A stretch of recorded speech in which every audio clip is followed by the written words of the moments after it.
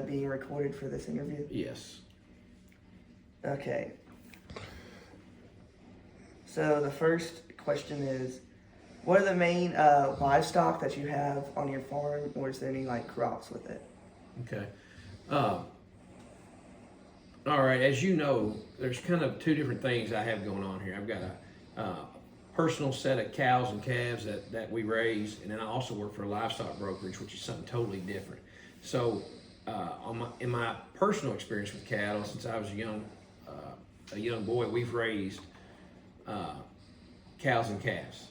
And at one part of my life, we were raising registered Charolais cattle and breeding them and selling them. And then later on, we switched to commercial cattle, which are just typically the cattle you see when you're driving down the road here and there, you know, mixed colors and things of that nature. Then the business that I work for, where we broker a lot of cattle, we focus more on feeder cattle. This is going to be cattle that weigh anywhere from 200 pounds up to about 1,000 pounds.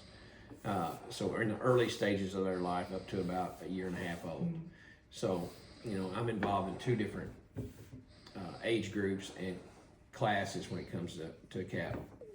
Okay. What is the size of your farm, and how much of it's dedicated to each cattle?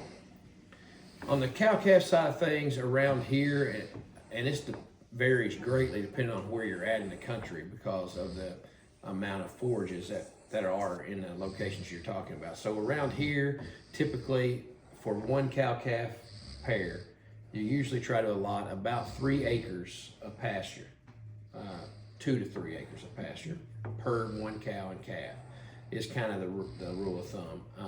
As you move out west, you know, you get out there where you're having to have 50, 60 acres per one cow and calf because they're so spread out, but they have less forage for the animal.